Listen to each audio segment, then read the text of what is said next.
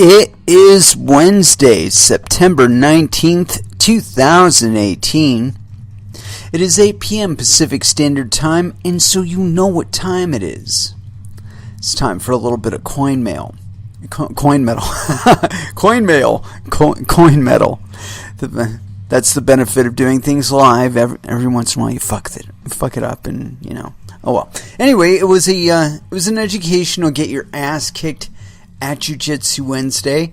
I can't really remember too much about what we did today, except I had a really nasty like not face grab, but like cross face during some of the sparring. One of my partners got a little frisky in the rear naked, and although I did manage to slip it out from under my chin, he just went right across my face, and it's like, okay, tap. What are you gonna do, you know? But shortly thereafter, I got him in a Kimura, so these things work out. It just, you know. But I tried not to engage so hard today, and as a matter of fact, the last sparring match that I had, or little 3-minute match that I had with this gentleman, we were just taking our time about it. You know, he had a dominant position, and you know, he wasn't really sure where to go, and so he actually said that. He's like, you know, I'm trying to figure out a choke to do right here, and I'm having a lot of trouble. And I'm like, well, dude, just take your time, you know, take a breath, look at the situation, and see what you have available to you, you know. And then we just softly went through the rest of it. And he thanked me afterward. And honestly, I feel like if I were to do that kind of training like 2 or 3 times a week, you know, just 2 or 3 hours, you know, just slowly going through it, say, okay, you got to put your elbow here, you got to put your knee there, you know. And it was funny though, he had commented right before that, because I got him in a Kimura, because right before that, I heard him right as I was getting it, and he's like, oh, God damn it, and of course he got my elbow. But like I said, I was just taking a little bit of time and trying to make it easier for him to, you know, assess the situation, you know, and see exactly where he is and where he could go from there.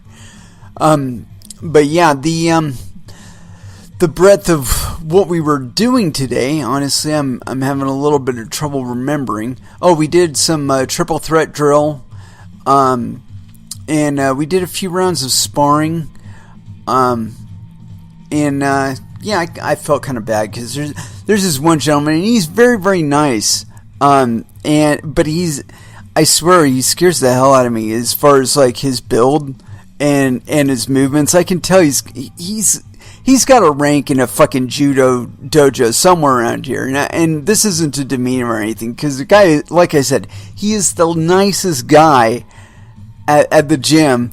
And but I mean, you look at him and it's like, I don't want any part of that.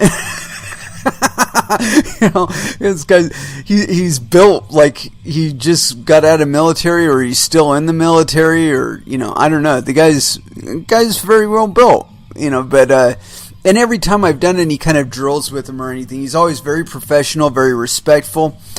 And but I can tell by his grips or whatever, it's like, this isn't the only place you train or have trained.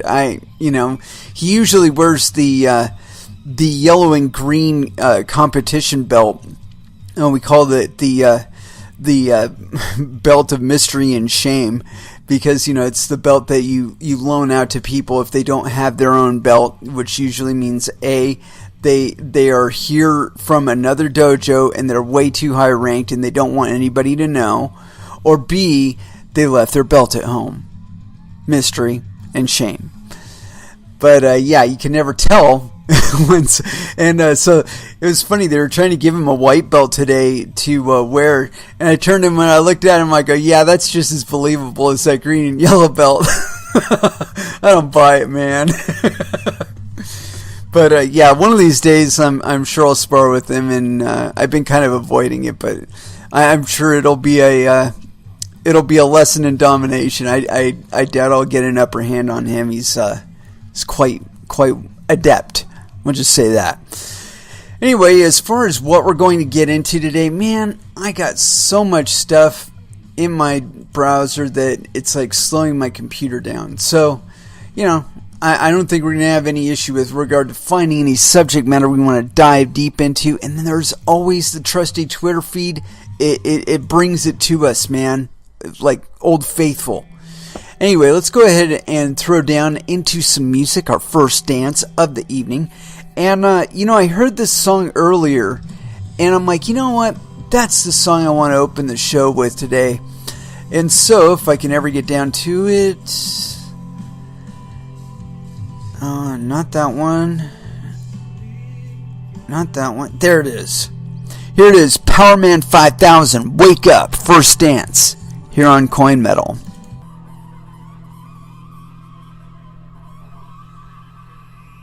And that was 12-Foot Ninja with Manufactured Consent. A lot of that going on these days, doesn't it seem? A lot of people trying to pull you this way and that. And, it's with that in mind that I got this article here on CoinDesk. And it's funny because it's just the last link that I popped up off of Twitter. And it caught my eye because... it seems to me that a lot of people like to define what they have to say about things according to what other people have said about things. And that's fine. It gives us a good reference point and whatnot, but it indicates to me, at least, and especially when I do it, that I don't really know a whole lot about it, that I'm just relying on what somebody else said about things. And the danger with that is that you're assuming that things are according to the context and the meaning that the information was couched in. And that's just not the case. I've been trying to communicate that a lot on this show. And it does seem like the market, at least whether or not anybody's actually listening to me on this stuff, it does seem like the market is pushing towards more participation. And that's one of the things that I'm always encouraged by. It's like, despite the fact the price is pretty much stagnated and there's little hops here and there, but we haven't seen any real breakout movements going up or down. And despite that fact, though, there's been an ever-increasing amount of hashing power being dedicated to mining Bitcoin. Some bozo on Twitter actually tried to tell me that hashing power doesn't matter. I thought that was the most hilarious fucking thing somebody's ever said to me on Twitter. I'm like, what? Where does the security of your network come from?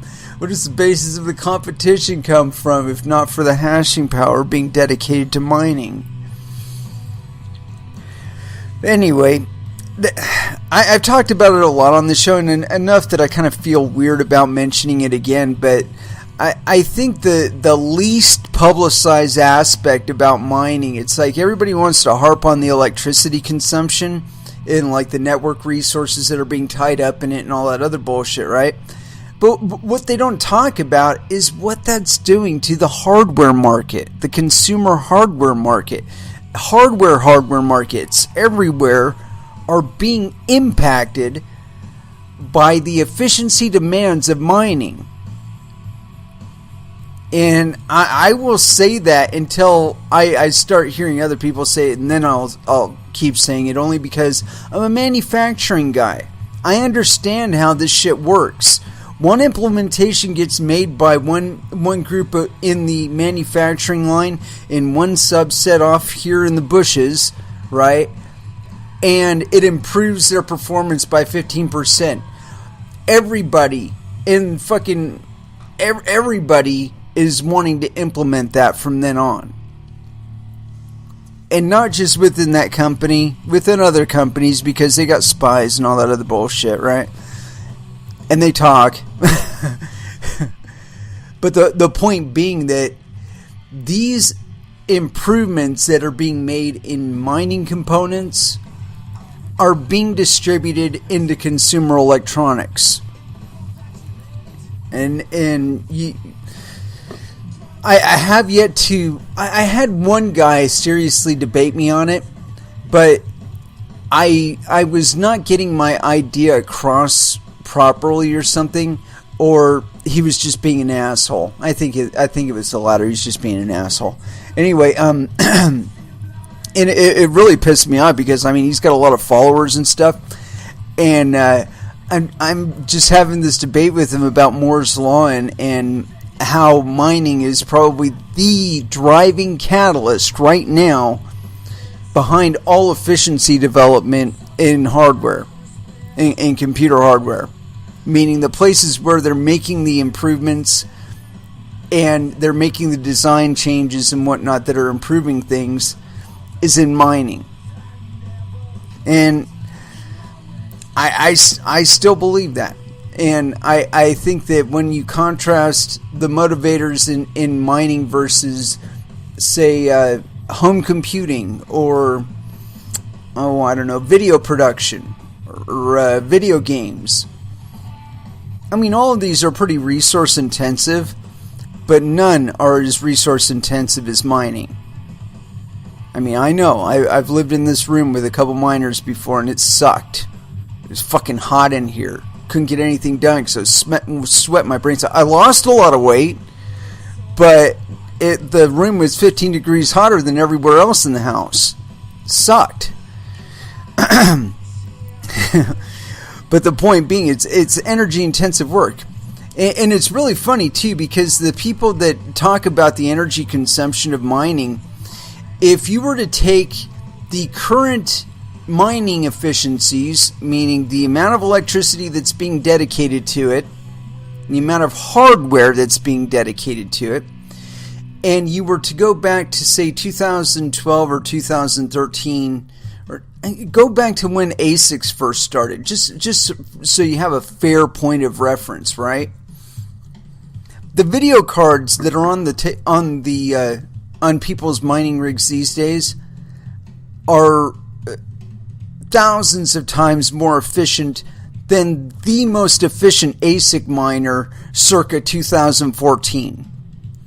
If you were to take the calculations that they use for evaluating whether or not it's going to be profitable for you to mine back then versus now per unit, if you were to take one of your miners, one of your ASIC miners right now, and go back to 2014, you'd blow away half the fucking pools out there. Just because your efficiency on electricity would be that much better, and the processing power that your one unit possessed is that much faster. I'd really like to find a computing industry where we have made that big a jump in 4 years. And I don't think we can. I don't think you can.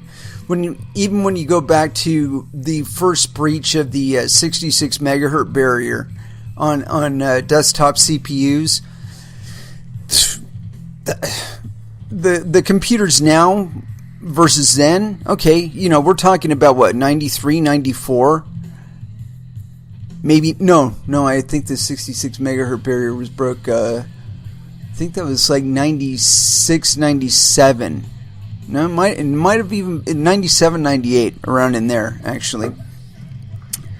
But I mean, if you compare the burst in processor speed from that point until 4 years later, 2002, yeah, we were up to 600 and 800 megahertz desktop computers, but they were pretty fucking expensive. And even so, that was a 10x improvement. Okay? Now, if you contrast that versus miners, the most powerful ASIC miner circa 2014 versus the most powerful miner today, there's no comparison. They're two different fucking species. As far as performance, speed, so on and so forth, efficiency rating. And that kind of improvement, like I said, it's caused some major snarls in manufacturing, because a lot of them had these 10-year plans that, you know, they're going by. You know, they're in year 3 into their 10-year plan, and then all of a sudden comes mining, and they're going from, you know, what was it? I want to say like 28 nanometer down to 16 nanometer, and then they're going down from 16 nanometer down to 10 nanometer, and then they're going from 10 nanometer down to 7 nanometer. And all of this shit has happened in the last 4 years. We've not seen that kind of spec improvement in PCs, and I can't even think about when. Like I said, maybe that period between like if you were to roll it back to, say, 95. If you went to 95 and spanned it out to 99, maybe we saw that kind of performance improvement in consumer computing. I doubt it. And it's only going to get more intense from here because we are actually seeing more players coming into this space. And everybody's real hush-hush about it, like it's supposed to be some big fucking secret. Give me a break. We are not in anybody's closet anymore. We are not in anybody's basement anymore. Well, we might be in a few basements. And maybe 1 or 2 closets, but not very many. The number of closets we're occupying these days is tiny by comparison to when we originated. And I've kind of petitioned for mining to remain that kind of thing. And I really believe that in the not so distant future, it's going to revert more back to being a smaller operation kind of thing. I mean, you might have a shed that you're dedicating to mining, but otherwise, I think it's going to go to like rooms and shit. I think the improvements in the competition amongst hardware developers are going to fuck up mining to the point where you're going to be able to buy some reasonable units for $200-$300, and they're going to blow the doors off of everything that's available today. And you're going to be able to mine whatever the fuck you want with them. Or play video games. But I think that NVIDIA, if they've gotten smart at all, okay, for all of their downplaying their dependence on mining profits, meaning profit made from miners buying their equipment, for all their talking down of it, I think that the one big problem that they've needed to face this entire time has been getting those higher end units, or at least the higher end performance, down to reasonable costs. Because I'm sure they're seeing a die-off in the number of gamers that can actually afford multiple $500 to $700 video cards. I mean, I can put together a fucking system that'll blow the doors off the one I'm sitting at right now for $700 without without needing, this massive video card.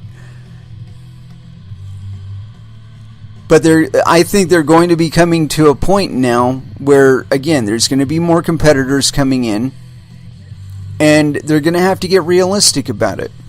They're going to have to come down in price, and I think that will bring their gaming back just a teeny tiny. Although if we do see a bigger migration of cryptocurrencies into gaming, I think that will probably push them a little bit harder to fix shit so that people can actually participate in the video games where they could actually make a decent amount of money playing them. Not just their electricity and bandwidth costs. And at the same time, I think we'll see more participation in mining. I don't think that game is over by a long shot. And I know a lot of people have been trying to talk that down. But despite all their down talk, look at the fucking hash rate on the network. It's only going up. I mean, what does that tell you? It tells me that there's a lot of faith that this Bitcoin thing is going to continue on, and that it is going to be worth it to continue to mine. So get the fuck in it, kid. Anyway, I got this thing on Coindesk.com. Singapore, central banker. No crypto tokens we've seen are, quote, securities. And this is what I was talking about with different perspectives. This is by Wolfie Zhao. So yes, penis. This is authored September 19th, 2018 at 3:06 UTC and updated at 8 p.m. or 8:11 p.m. UTC. Thank you very much, Wolfie, for being very specific. The Monetary Authority of Singapore, MAS, the city-state's de facto central bank, believes that no tokens it has seen need to be regulated under its securities laws. During a fireside chat at CoinDesk's Consensus Singapore 2018 conference on Wednesday, Damian Pang, head of the MAS Technology Infrastructure Office for FinTech and Innovation, opened up to the audience about a, quote, a guide to digital token offerings, and we're going to right-click that. A framework it published in 2017 that was meant to provide clarity on crypto entrepreneurs. Pang said emphasized a reason for the difference in his statements and those by regulators internationally is that every jurisdiction has their own set of criteria for judging what is or isn't a security. As such, he said, regulators like the U.S. Securities and Exchange Commission, which has also been vocal on the subject but has yet to offer a framework, can be expected to come to a different conclusion.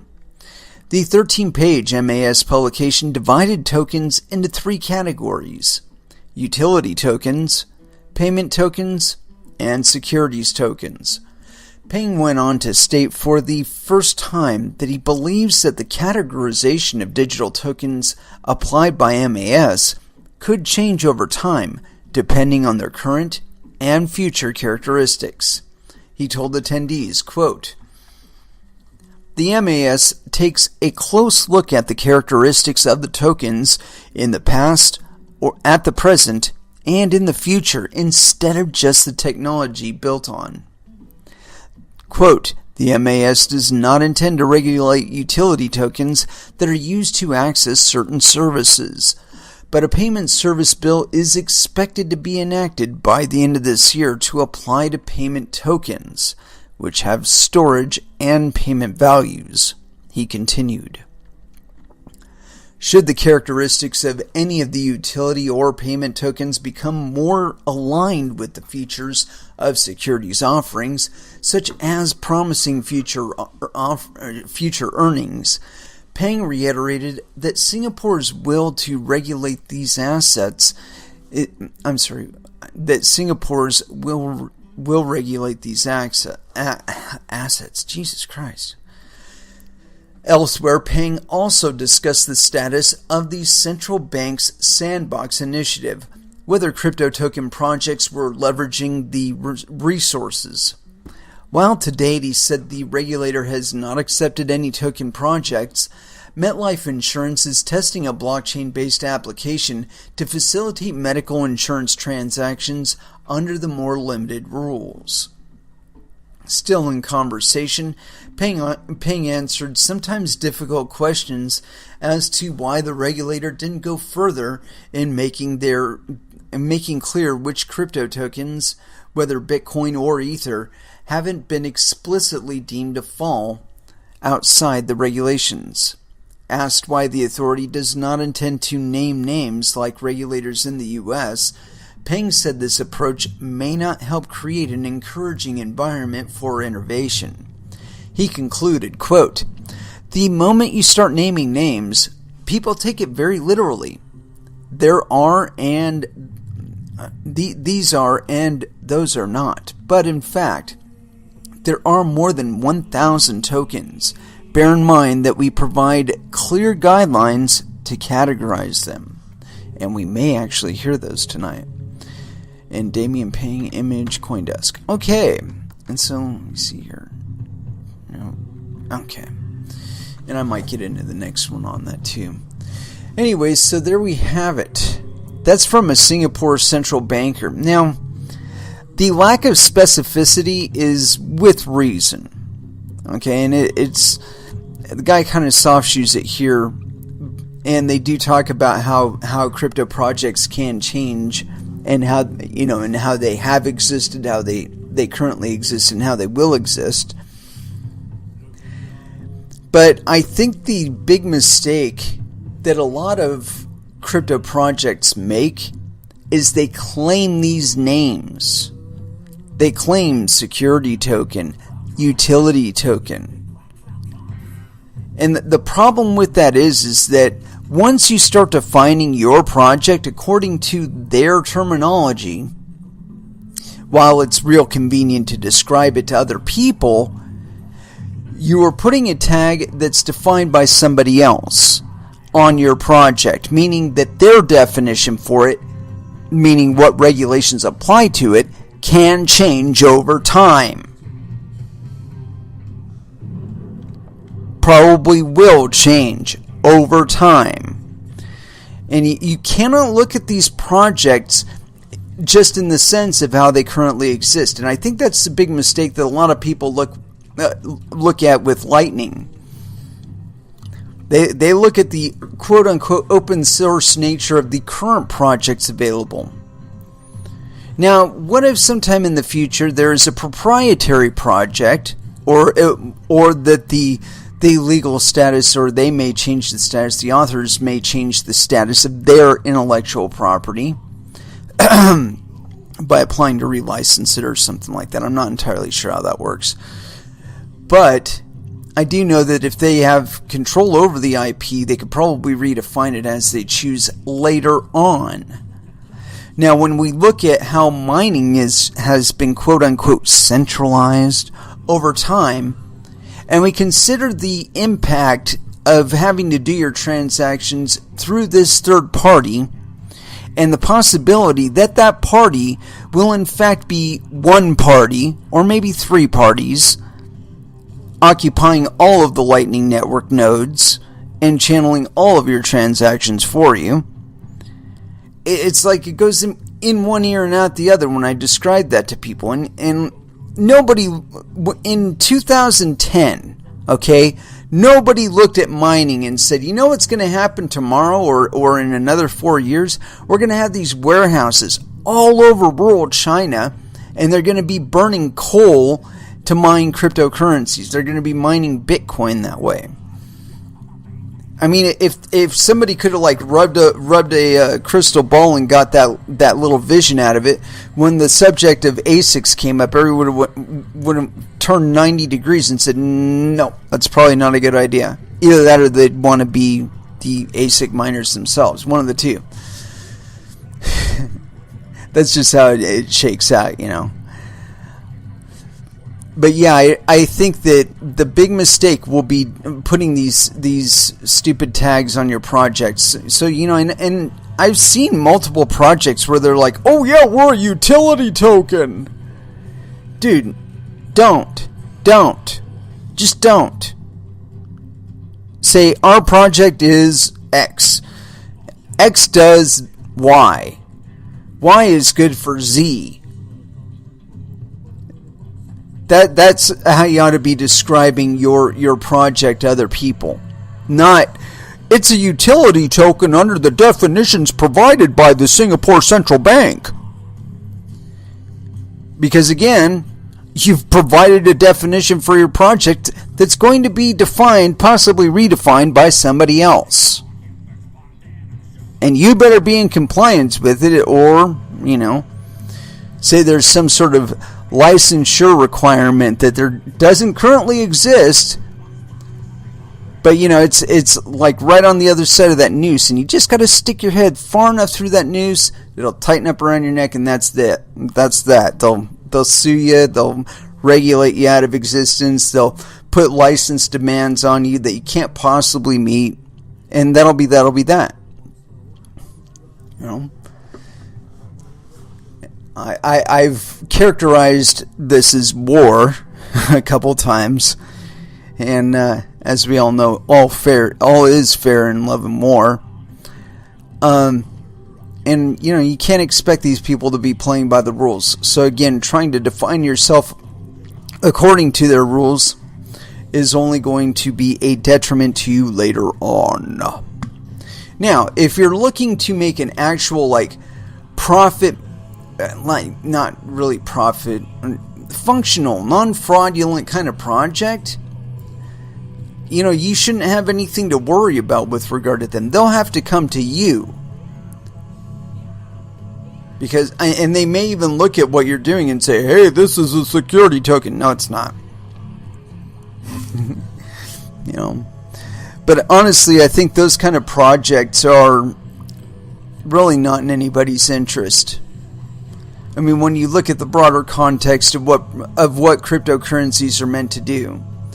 And I think the reason why we are drifting into these kind of irrelevant projects and the idea of securities and fucking futures and all that other shit on Bitcoin and other cryptocurrencies, I think they're just distractions that we can afford to be that distracted because we're not Greece, we're not Turkey, we're not Venezuela, we're not Spain, Portugal, any number of other countries that have gone through their own isolated economic crises. We're not one of those yet.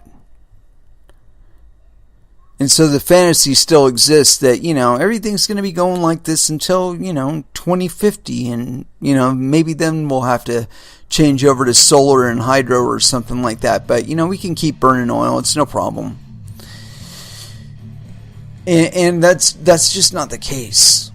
The rest of the world is kind of developing around a different set of poles that I think the world is kind of onto the whole American hegemon plan that had been worked out in the late 90s, and they understand the pressure points to it and whatnot, and they're just not approving of it and not complying with it anymore.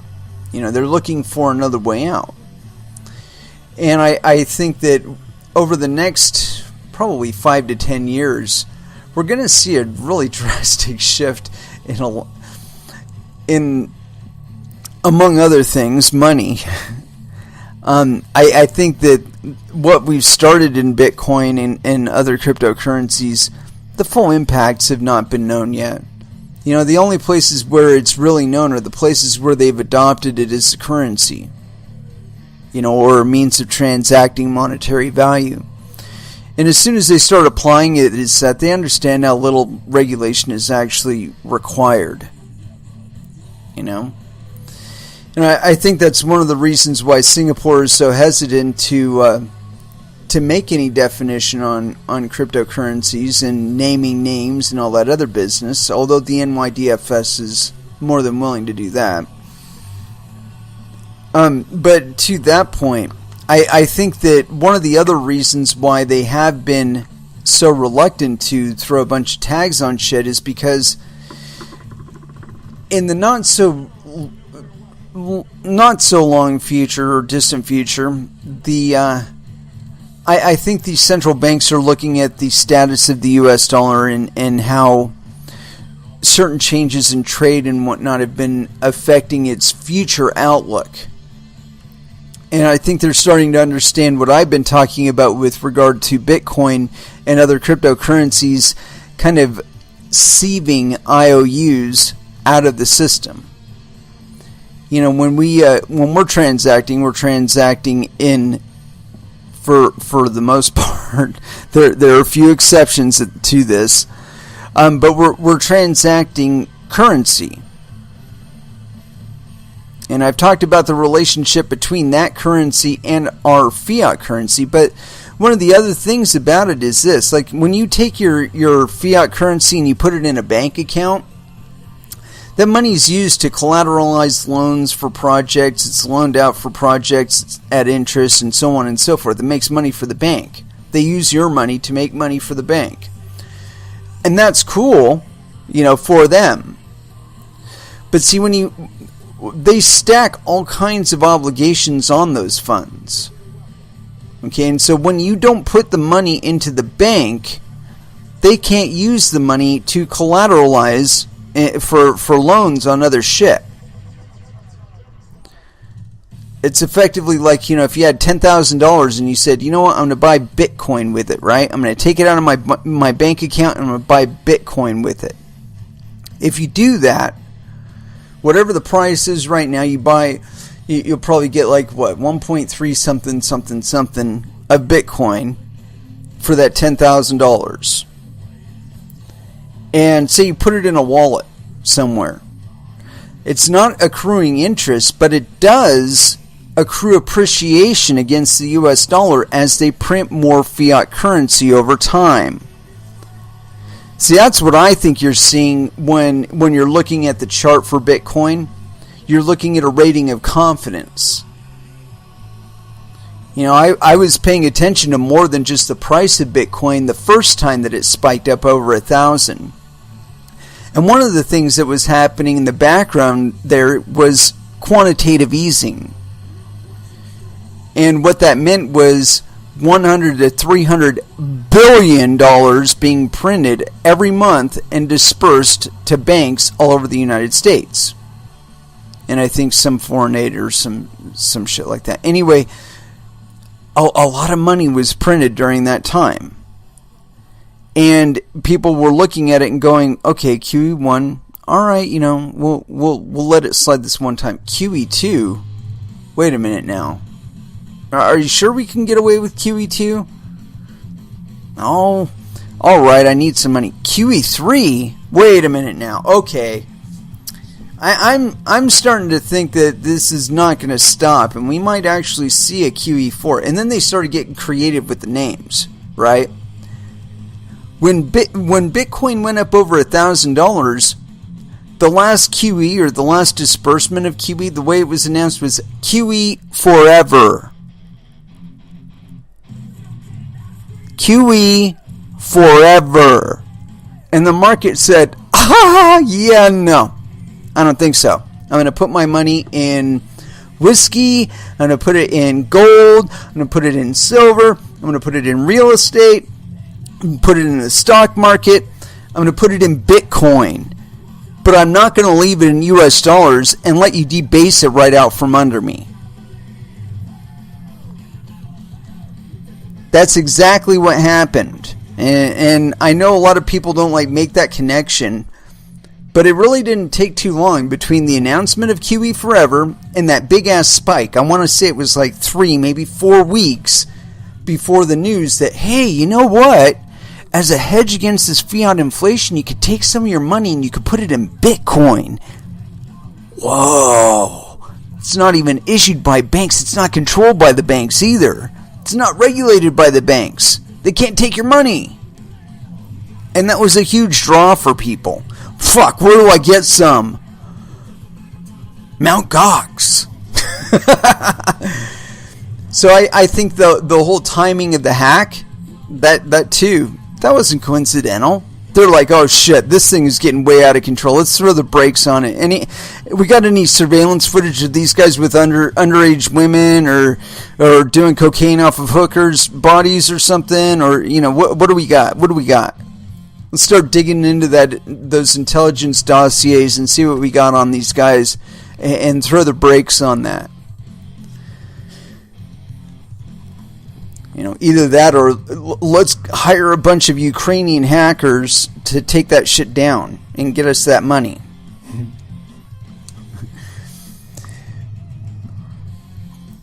But again, I don't believe it was coincidental or any of that other bullshit. I think that it was just swipe one at Bitcoin, and we'll see additional swipes.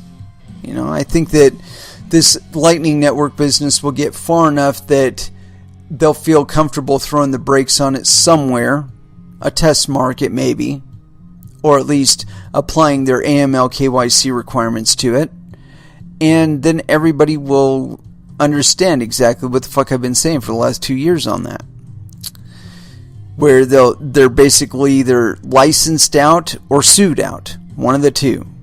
That's why IBM and all these other fuckers have been applying for patents. Although, with regard to that, it's only going to take 1 or 2 really good lawyers to fuck those people up good. Because 90% of all the projects that are out there that are patented are based on what, kids? Prior art. Yes, prior art. It was somebody else's shit first. More than that, most of it was open source. So it wasn't like it was a hidden secret. It wasn't a special sauce developed and concocted in somebody's kitchen and applied to your meal or something like that. No. This is all out in the open. It's public information. So the idea of being able to license it or whatever, hold some patent on it, fuck you. You know? I really hope there is one heavy EFF proponing lawyer that is paying attention to this shit and is eager to take them to task on it, because they'll make a shit ton of money if they win. Anyway, I do want to go into this Monetary Authority of Singapore report just because I'd like to get an idea of their thinking. It's about 13 pages. I think we can crack through it, but I definitely want to jump into a music break beforehand, because it's 13 pages and it'll probably take us an hour and change to go through it. So let's go ahead and do that. And as far as what to throw down next, welcome to Planet Motherfucker by White Zombie here on Coin Metal.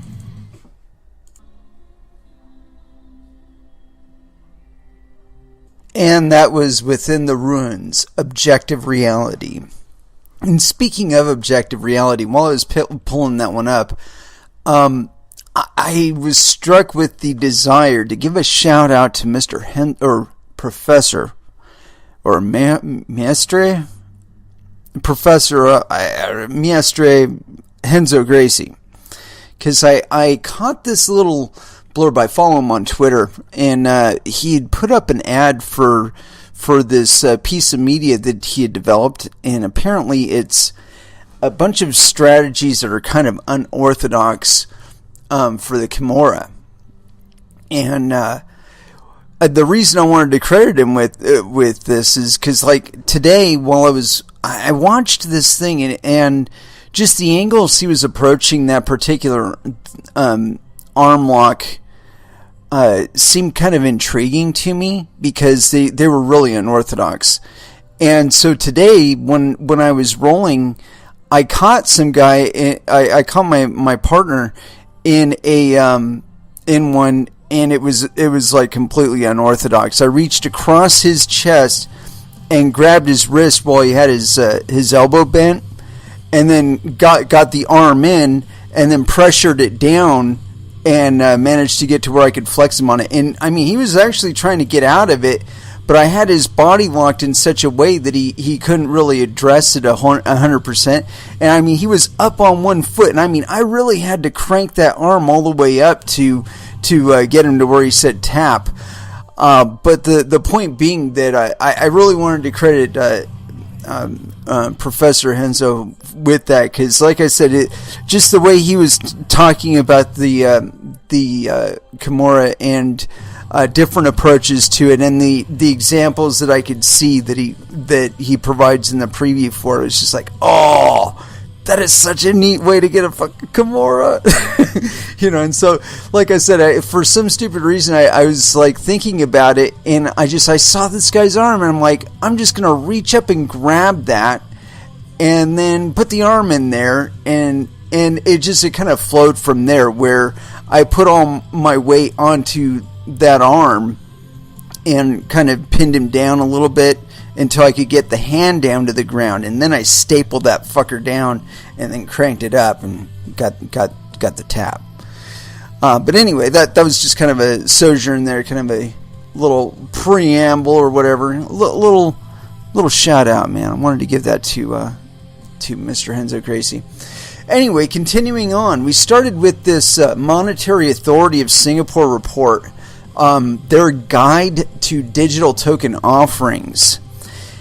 And honestly, I'm kind of eager to get into this, just so you guys can use this as like a map to avoid the fucking minefield, man. They are laying a fucking legal minefield out there by giving you this fucking terminology. I'm just telling you that right now. Anyway, continuing on. A guide to digital token offerings. Number 1, purpose. 1.1. On August 1st, 2017, the Monetary Authority of Singapore, MAS, clarified that if a digital token constitutes a product regulated under the securities laws administered by the MAS, the offer or issue of digital tokens must comply with the applicable securities laws. What did I just say? 1.2. This paper provides general guidance on the application of securities laws administered by the MAS in relation to offers or issues of digital tokens in Singapore. 1.3. For purposes of this guide, the securities laws refer to the Securities and Futures Act, Cap 289 SFA, and the Financial Advisors Act, Cap 110 FAA. 1.4. The contents of this guide are not exhaustive, have no legal effect, and do not modify or supersede any applicable laws, regulations, or requirements. Number 2. Application of securities laws on offers or issues of digital tokens in Singapore. 2.1. Offers or issues of digital tokens may be regulated by the MAS if the digital tokens are capital markets products under the SFA. And it's got a reference here really quick. Oh, damn, they didn't hyperlink it.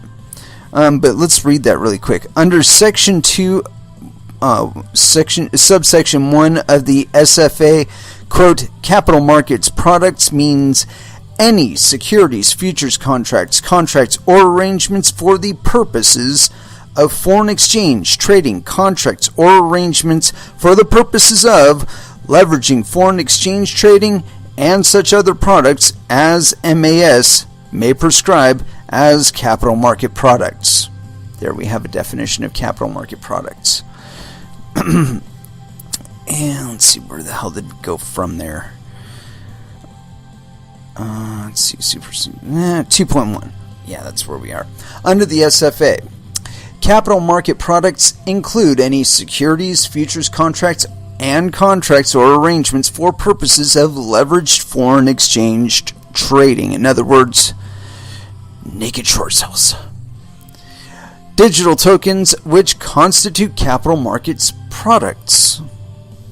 2.2. MAS will examine the structure and characteristics of, including the rights attached to a digital token, in determining if the digital token is a type of capital markets products under the SFA. 2.3. For instance, a digital token may constitute 2.3.1 a share. And there's a second reference here, number 2. Under Section 2.1 of the SFA, read the Section 4.1 of the Companies Act, Cap 50. Share means a share in the share capital of a corporation and includes stock, except where a distinction between stocks and share is expressed or implied. And we're not going to go through the full thing there. Where it confers or represents ownership interest in a corporation, represents liability of the token holder in the corporation, and represents mutual covenants with other token holders in the corporation inter se. A debenture. Oh, I'm sorry, that was 2.3.2. A digital token may constitute a debenture where it constitutes or evidences the indebtedness of the issuer of the digital token in respect of any money that is or may be lent to the issuer by a token holder, or 2.3.3, a unit in a collective investment scheme, CIS, where it represents a right or interest in a CIS or an option to acquire a right or interest in a CIS. Please note that the characteristics of a share or of a debenture described in paragraph 2.3.1 or 2.3.2 respectively are not exhaustive, meaning we're making it up as we go. Offerors of digital tokens which constitute securities or units in a CIS. 2.4. Offers of digital tokens which constitute securities or units in a CIS are subject to the same regulatory regime under Part 8 of the SFA as offers of securities or units in a CIS, respectively, made through traditional means, meaning paid probably in fiat currency or an official recognized other currencies such as hard currencies like silver, other collateral. Anyway, continuing on. 2.5. A person may only make an offer of digital tokens which constitute securities or units in a CIS offer if the offer complies with the requirements under Part 8 of the SFA. This and that's got another reference. Let's check that bad boy out. Number 11. Please see sections 240 and 2. No, we're not going to read the SFA 2. This includes the requirements that the offer must be made in or accompanied by a prospectus that is prepared in accordance with the SFA and is registered with the MAS. Prospectus requirements. 2.6. An offer may nevertheless be exempt from the prospectus requirements where, amongst others, 2.6.1, the offer is a small offer of securities of an entity or units in a CIS that does not exceed 5 million or its equivalent in a foreign currency. And that's like S5 million. So I'm assuming the S is for Singapore dollars, maybe? Yeah, Singapore dollars, 5 million Singapore dollars. I got it. Within any 12-month period, subject to certain conditions. 2.6.2. The offer is a private placement offer made to no more than 50 persons within any 12-month period, subject to certain conditions. 2.6.3. The offer is made to institutional investors only. Got to keep them rich and then po only, or the offer is made to accredited investors subject to certain conditions. Again, got to keep them rich and then po. The exemptions for a small offer, a private placement offer, and an offer made to accredited investors are respectively subject to certain conditions, which includes advertising restrictions. And somebody is messaging me. Yeah, cool. 2.7. In addition, where an offer is made in relation to units in a CIS, the CIS is subject to authorization or recognition requirements.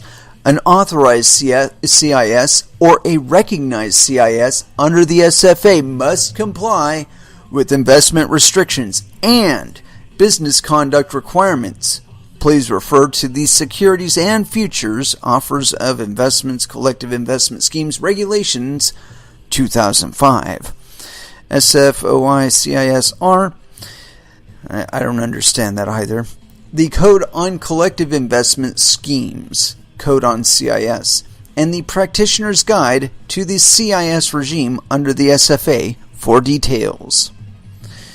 Intermediaries who facilitate offers or issues of digital tokens. Sounds vaguely familiar. 2.8. MAS has observed that one or more of the following types of intermediaries typically facilitate offers or issues of digital tokens. 2.8.1. A person who operates a platform on which one or more offerers of digital tokens may make preliminary offers or issues of digital tokens. Primary platform. 2.8.2. A person who provides financial advice in respect of any digital tokens. That'd probably apply to me. 2.8.3. A person who operates a platform at which digital tokens are traded. A trading platform. 2.9. A person who operates a primary platform in Singapore in relation to digital tokens which constitute any type of capital markets products may be carrying on business in one or more regulated activities under the SFA. Where the person is carrying on business in any regulated activity or holds himself out as carrying on such business, he must hold a capital markets services license for that regulated activity under the SFA unless otherwise exempted. I don't know, I think a lot of LNs might be exempted from that business only because of the capital requirements. You got to be doing over 5 million Singapore dollars. Although, I would suspect that would be contingent on the exchange rate to US dollars. It might be, you do $500,000 worth of transactions over your Lightning node. That would apply only because the conversion rate of dollars to Singapore dollars might be 5-to-1 or something like that. Anyway, continuing on. 2.5. A person may only make an offer of digital tokens which constitute securities or units in a CIS, quote, offer, if the offer complies with the requirements under Part 8 of the SFA. This includes the requirements that the offer must be made in or accompanied by a prospectus that is prepared in accordance with the SFA and is registered with the MAS. Prospectus requirements. Did we already go through this one? Yeah, we already did. That's all 2 point something. No. Yeah, we did two. Okay. We did that. Person who operates, digital tokens constitute capital markets products, may carry on business in one or more regulated activities under the SFA where the persons are carrying on. Okay, yeah, we can. 2.9. 2.9. A person who operates a primary platform in Singapore in relation to digital tokens which constitute any type of capital markets products. Yeah, okay, we already did that one. There we go. 2.10.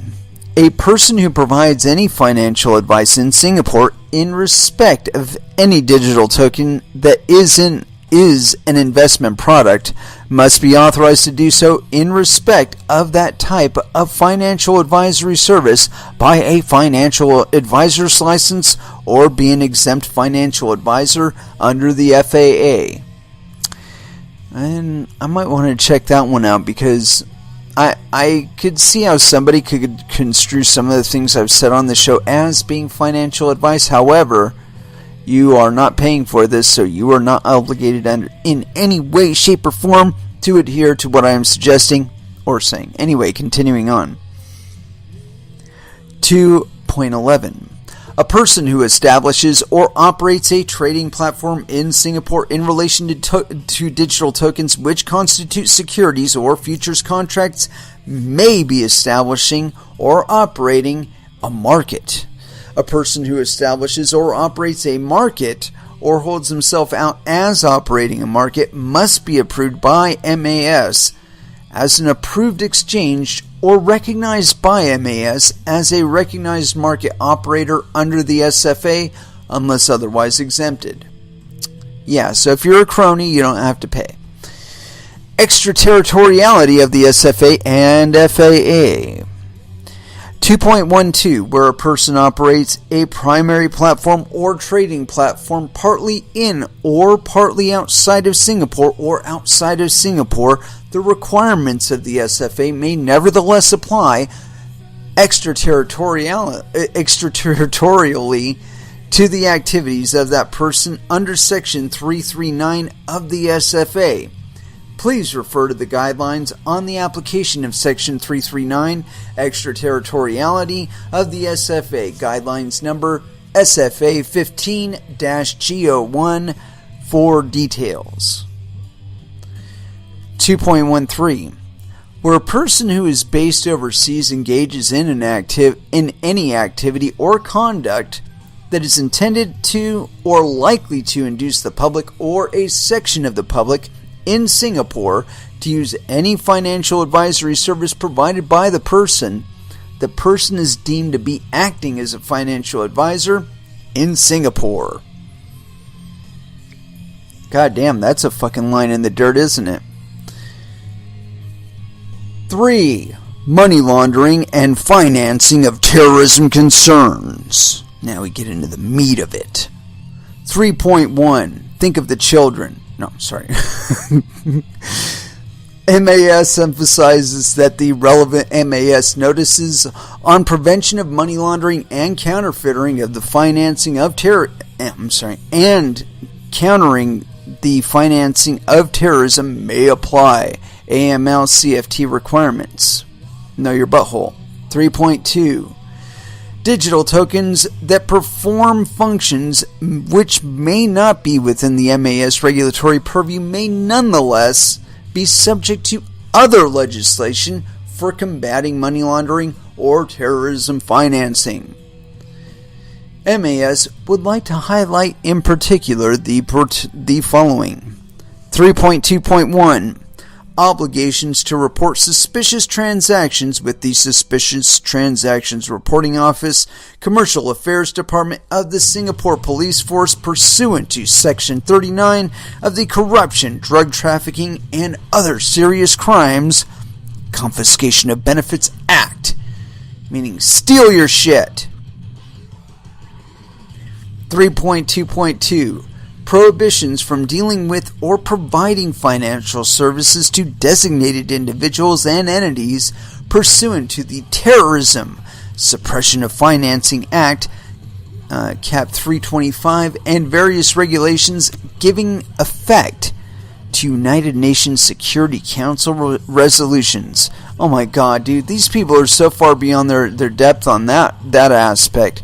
I don't get it. I don't get it.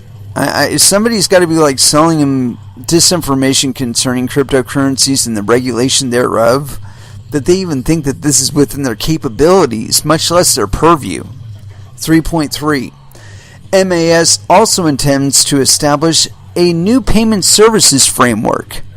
New payments framework that will include rules to address money laundering and terrorism financing risks relating to the dealing or exchange of virtual currencies for fiat or other virtual currencies. Such intermediaries will be required to put in place policies, procedures, and controls to address such risks. These will include requirements to conduct customer due diligence, monitor transactions, perform screening, gotta keep them poor, report suspicious transactions, and keep adequate records. Yeah, good luck with that. 4. Illustrations of application of securities laws to offers or issues of digital tokens. 4.1. The case studies below illustrate how securities laws administered by MAS may apply. MAS emphasizes that these case studies are for the purpose of illustration only. They are not indicative or conclusive of how the securities laws will apply to a particular case involving an offer or issue of digital tokens. The illustrations in the case studies are also not exhaustive. In other words, we can make up more shit as we go along. 4.2. If you wish to offer digital tokens in Singapore or operate a platform involving digital tokens in Singapore, you are encouraged to seek professional advice from qualified legal practitioners to ensure that your proposed activities are in compliance with all applicable laws, rules, and regulations in Singapore. Case Study 1. Company A plans to set up a platform to enable sharing and renting of computing power against the users of the platform. Company A intends to offer digital tokens, Token A, in Singapore to raise funds to develop the platform. Token A will give token holders access rights to use Company A's platform. The token can be used to pay for renting computing power provided by other platform users. Token A will not have any other rights or functions attached to it. Company A intends to offer Token A to any person globally, including in Singapore. Application of securities laws administered by MAS in respect to an offer of Token A. Number 1. A holder of Token A will only have rights to access and use Company A's platform and the right to use Token A to pay for rental of computing power provided by other users. Token A will not provide its holder any other rights or functions attached to it. Hence, Token A will not constitute securities under the SFA. Company A's offer of Token A will not be subject to any requirement under the SFA or the FAA. Oh my God. I can sense so many opportunities for abuse there. And probably a lot they haven't actually contemplated yet. Case study 2. Company B is in the business of developing properties and operating commercial buildings. It plans to raise funds to develop a shopping mall by offering digital tokens, Token B, to any person globally, including in Singapore.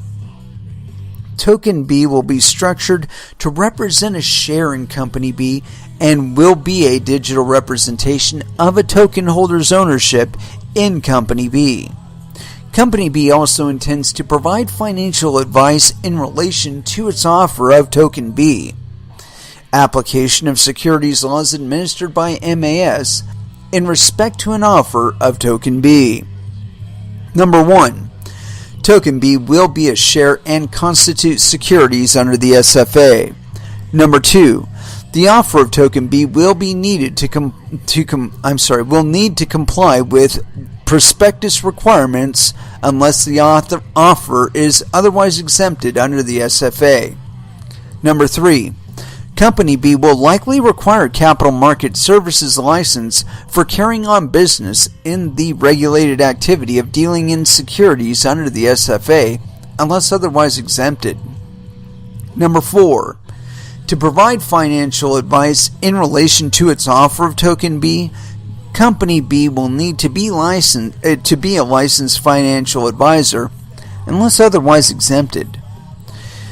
Case study 3. Company C intends to offer digital tokens, Token C, to any person globally, including in Singapore. Company C will pool funds raised from the offer and use the funds to invest in a portfolio of shares in fintech startup companies. Portfolio. Company C will also manage the portfolio. Holders of Token C will not have any powers relating to the day-to-day operations of Company C or the management of the portfolio. Profits arising from the portfolio will be pooled and distributed as payments to the token holders. The purpose of this arrangement is to enable token holders to receive profits arising from the portfolio. Application of securities laws administered by the MAS in respect to an offer of Token C. Number 1. The arrangement established by Token C in relation to Token C will be a CIS arrangement. Number 2. On this basis, the arrangement will have to be authorized under Section 286 of the SFA or recognized under Section 287 of the SFA, depending on whether the arrangement is constituted in Singapore or outside of Singapore. The arrangement will also be subject to the applicable requirements under Division 2 of Part 8 of the SFA, the SFOI-CIS-R, and the Code on CIS. Number 3. On this basis, Token C will be a unit in a CIS and constitute securities under the SFA. Number 4. On this basis, Company C will need to comply with the prospectus requirements in respect to the offer of Token C unless otherwise exempted under the SFA. Number 5. Company C will likely require a capital markets services license for carrying on business in the regulated activity of fund management under the SFA unless otherwise exempted. And number 6, as no financial advisory service will be provided by Company C in respect to Token C, the FAA will not apply in relation to the offer of Token C. Case Study 4. Company D is a Singapore incorporated company with operations in Singapore. It intends to offer digital tokens, Token D, to members of the public, but the offering will not be accessible by persons in Singapore. Company D will pool the funds raised from the offer and use the funds to invest in a portfolio of shares in fintech startup companies. Company D will manage the portfolio of shares. Holders of Token D will not have any powers relating to the day-to-day operations of Company D or the management of the portfolio of shares. Profits arising from the portfolio of shares will also be pooled and distributed as payments to holders of Token D. The purpose of this arrangement is to enable token holders to receive profits arising from the portfolio of shares. Application of securities laws administered by MAS in respect to an offer of Token D. Number 1. As the offer of Token D will only be made to persons based overseas, i.e. Token D will not be offered to any person in Singapore, Part 8 of the SFA will not apply to the offer. Company D may nevertheless be carrying on the business of fund management in Singapore if it operates the management of portfolio shares in Singapore. If so, Company D will require a capital markets services license for carrying on business in fund management unless otherwise exempted. Number 3. As no financial advisory service will be provided by Company D in respect of Token D, the FAA will not apply in relation to the offer of Token D. Case Study 5. Company E plans to set up a platform that helps startups raise funds from investors through digital token offerings. To facilitate the offerings, Company E will set up one entity, which will be used as a vehicle to make investments into a startup. For every startup that will make offerings, investors who wish to invest into a startup will provide a loan to the respective entity, loan. In return, the entity will issue to the investors digital tokens that are unique to the startup, Token E. Token E will be offered to any person globally, including in Singapore. Token E will represent the rights of an investor as a creditor of the loan provided to the entity. Company E's platform will also operate as a market to facilitate trading of Token E among investors using Company E's platform. In addition, Company E intends to provide financial advice to investors on the offerings. Application of securities laws administered by MAS in relation to an offer of Token E. Number 1. Token E will be a debenture and will constitute securities under the SFA. Number 2. An entity will need to comply with the prospectus requirements in respect of an offering unless otherwise exempted under the SFA. Number 3. Company E, in facilitating the purchase or sale of Token E on its platform, may require a capital markets services license for dealing in securities under the SFA unless otherwise exempted. Depending on the business activities that an entity undertakes on Company E's platform, the entity may require a capital markets services license for dealing in securities under the SFA unless otherwise exempted. To provide financial advice to investors in relation to an offer of Token E by an entity, Company E must be a licensed financial advisor unless otherwise exempted. Company E is likely to be operating a securities market in relation to the trading of token E. On this basis, Company E will have to be approved by MAS as an approved exchange or recognized by MAS as a recognized market operator under the SFA, unless otherwise exempted. Case Study 6. Company F is planning to set up a virtual currencies exchange platform that allows users to exchange virtual currencies, such as Bitcoin, that do not constitute securities to fiat currencies. In its initial years of operation, the platform will be configured such that trading of digital tokens constituting securities will not be allowed. This restriction may be lifted after a few years. Application of securities laws administered by MAS in respect of Company F's virtual currency exchange. Number 1, on the basis that Company F's virtual currency exchange will not allow the trading of any products regulated under the SFA will not apply. Number 2, Company F should reassess its position should it intend to trade in any digital tokens that constitute securities under the SFA. For instance, upon lifting the above-mentioned restriction, Company F will likely be operating a securities market in relation to the trading of digital tokens that constitute securities. On this basis, Company F will need to be approved by MAS as an approved exchange or recognized by MAS as a recognized market operator under the SFA, unless otherwise exempted. Application of new payment framework to Company F's virtual currency exchange. Please note that while the activity of exchanging virtual currencies to fiat currencies is presently not regulated by MAS, MAS intends to regulate such activity under the new payments framework. I'm sure they do. Number 5. Application of sandbox criteria on digital tokens. 5.1. Any firm that is looking to apply technology in an innovative way to provide new financial services that are or are likely to be regulated by MAS can apply for the regulatory sandbox.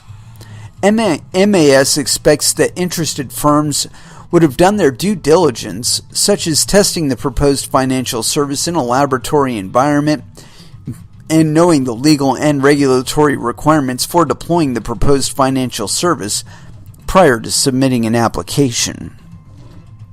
5.2. If an application is approved, the MAS will provide the appropriate regulatory support by relaxing specific legal and regulatory requirements prescribed by MAS, which the applicant would otherwise be subject to for the duration of the sandbox. Please refer to the evaluation criteria outlined in the quote, FinTech Regulatory Sandbox Guidelines.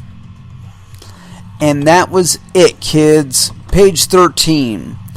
And so, number 1, it is important to recognize that none of this shit that we just read is currently legally binding, to our knowledge.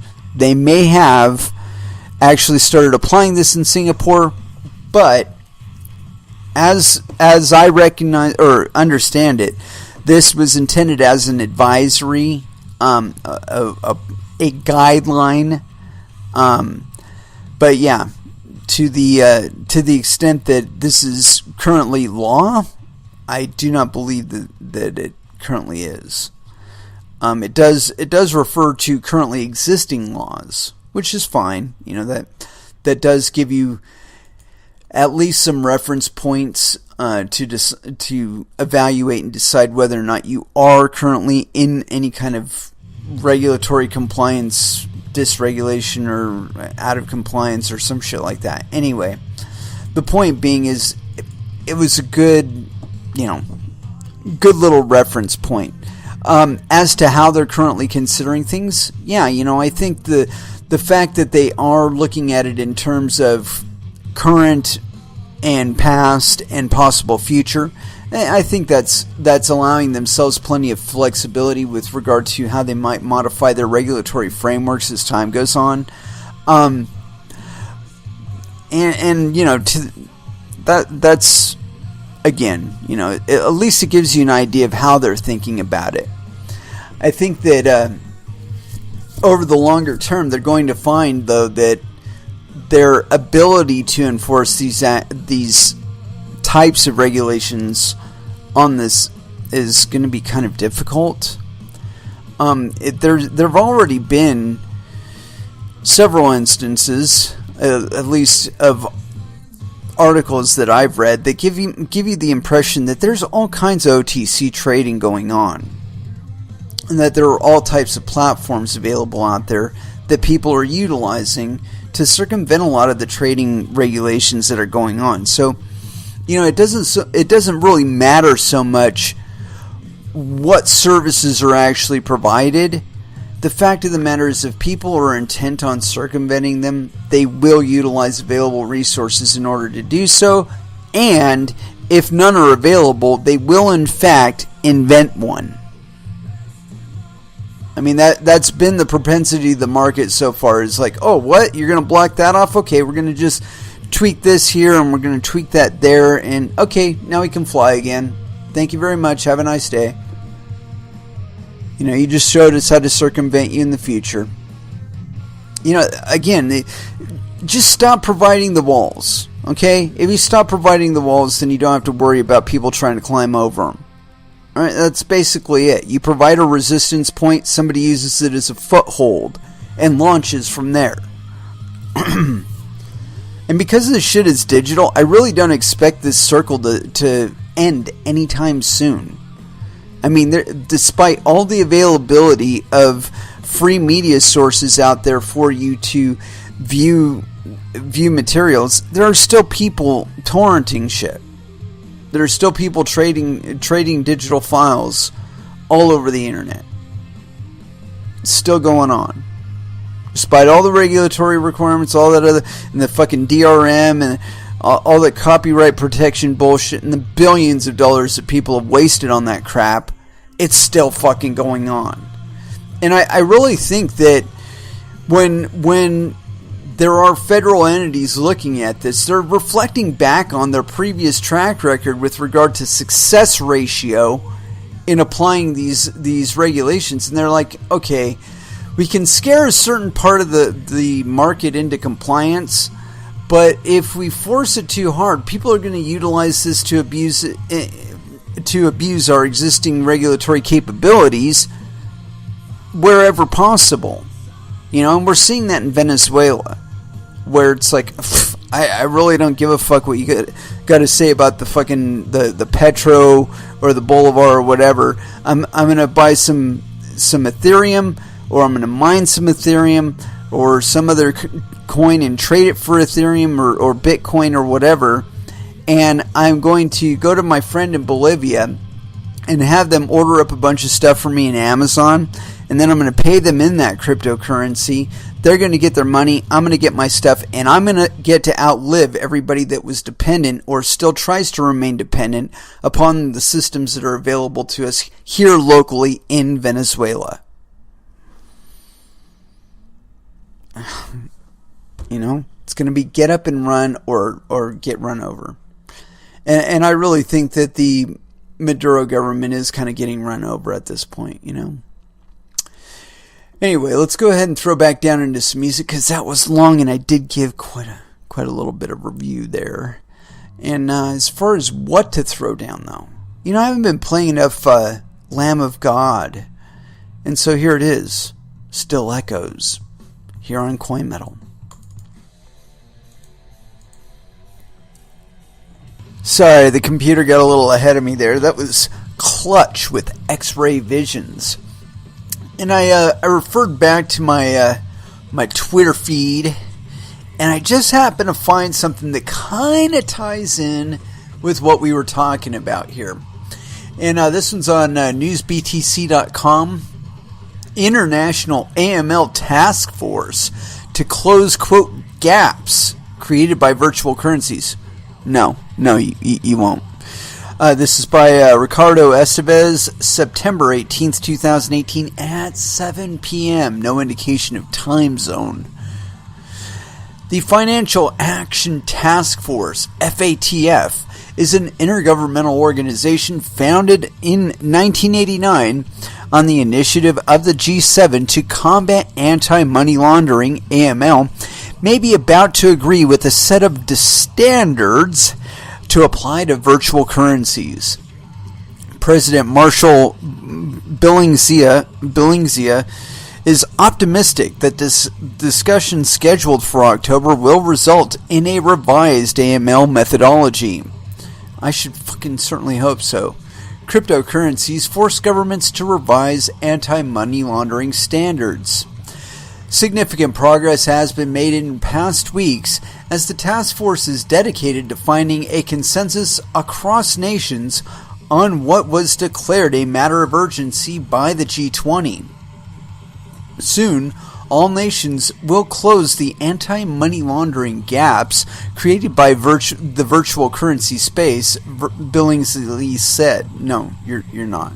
Quote, "It is essential that we establish a global set of standards that we are applied in a uniform manner." Dude, that's not going to help you. It's really not. You're just going to fail globally. Continuing on. Marshall Billingsley, President of the FATF and Assistant Secretary to the U.S. Secretary, said the adoption of anti-money laundering standards pertaining to the cryptocurrency sphere is, quote, "very much a patchwork quilt or spotty process, which is, quote, creating significant vulnerabilities for both national and international financial systems." Yeah, because they suck! The topic is being discussed in the UK, where members of the Parliament called for the regulation of, quote, Wild West crypto assets markets.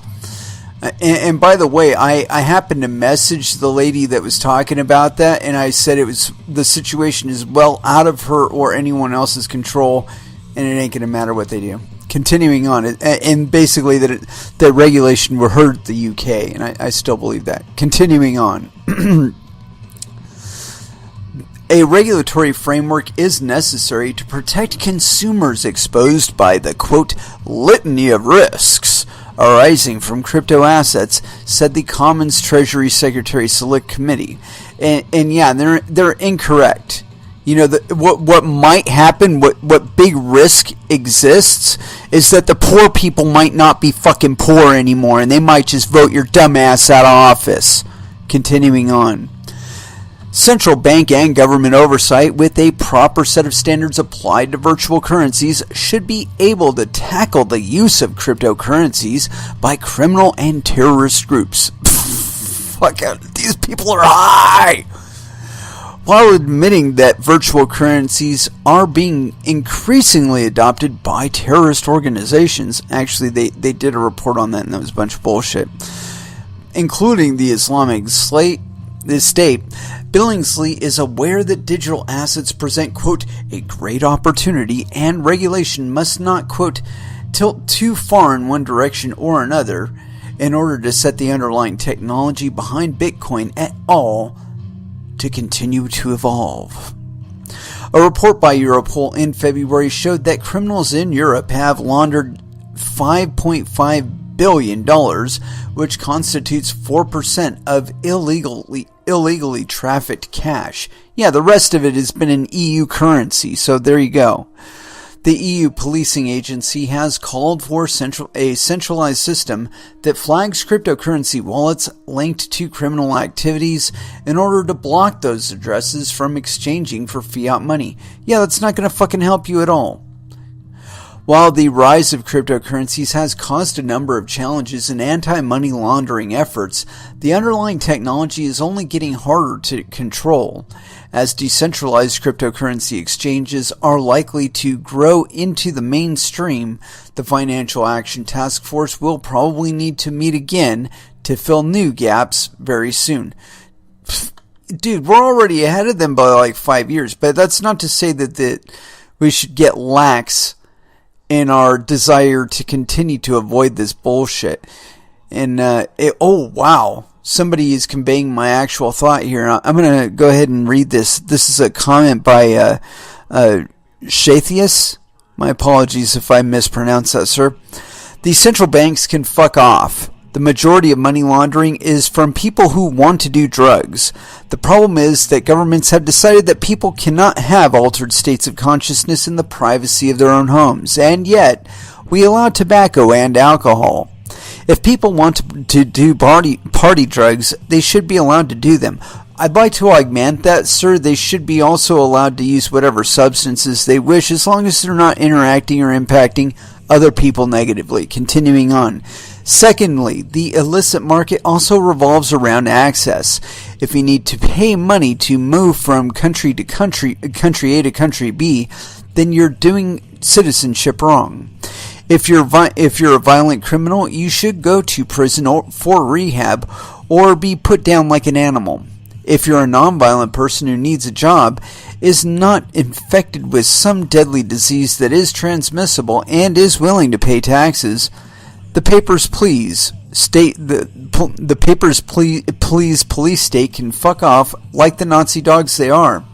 Third, governments need to stop bombing the shit out of randoms in other countries and pushing propaganda to them. If we didn't push propaganda and bombs to the Middle East, the jihads would still be out there fucking their goats as shepherds instead of waltzing into supermarkets with bombs strapped to their vests and blowing shit up or flying planes into skyscrapers. Lastly, we as the West need to come to terms with Russia. Russia needs a warm water port for trade. Give it to them. However, Vladimir Putin has got to go. No, he doesn't. I think he's doing just fine. His handling of Russian foreign actions has resulted in death, violence, and hatred being sworn across the globe. From Syria to Charlottesville, that man is a public menace. He needs to be... Dude, have you ever listened to the man talk? If you did, you would not have this opinion of him. Anyway, continuing on for the rest of that, though, I'm right with you there, Shaithas.